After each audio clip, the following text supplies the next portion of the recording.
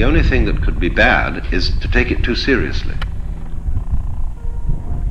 In other words, if you take the fundamental idea that the whole universe, all its forms, all the forms of biology, all the different species, the giraffes, the rhinoceroses, the baboons, the roses, the eucalyptus trees, etc., everything is a form of biological game. It's a dancing thing going on, different styles.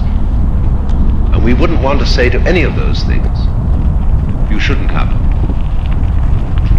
Because they are all the great Maya, the great illusion, the great play. And so the polis, the human community, organized with division of labor, with classes, with all the complications of economics and banking and transportation and so on and so on and so on.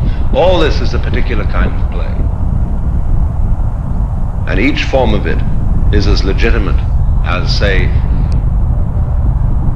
different kinds of dancing, a waltz, a rumba, a foxtrot, a frog, all are perfectly legitimate forms of dancing. So the universe does this.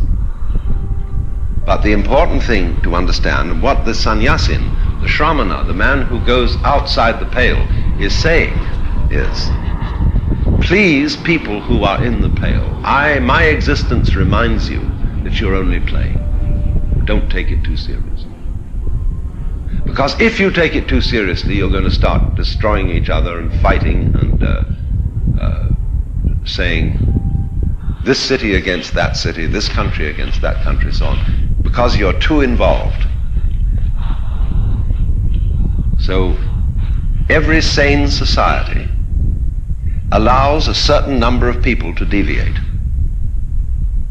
Monks, some sort of outsiders.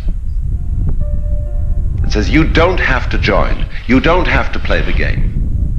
A society which is insane and unsure of itself cannot allow that to happen. It says everybody must join, everybody must work, everybody must belong. And then freedom disappears. Because as a matter of fact, the anxiety is if you say, well, you don't have to join, there are conditions under which you can go out, then a lot of people get together and say, well, what would happen if everybody quit? I ask, what would happen if everybody decided to take American Airlines Flight 3 to New York tomorrow? Well, they just wouldn't get on. I mean, and they won't anyhow.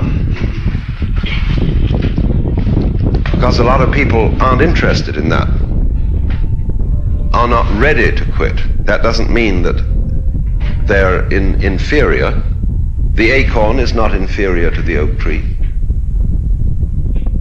It's a potential oak, but as an acorn, it's just as beautiful and lovely a thing as a full-grown oak is. A baby is as lovely as an adult, sometimes a great deal more lovely. So a person who is in a beginning state of evolution is just as marvelous as a person in a high state of evolution. Just as much a manifestation of the divine dance. So, when a society allows a certain number of people to withdraw, it should have no anxiety that everybody will want to withdraw. Because some people are absolutely fascinated in competition, in being involved, in playing the game. They should be. It's fine for them. But we are witnessing in the United States today a great motivation for withdrawal. It's simply because we haven't provided for it. We haven't, there's no opportunity for a Protestant to become a monk, or a Jew. The Catholics have half-heartedly provided for this sort of thing.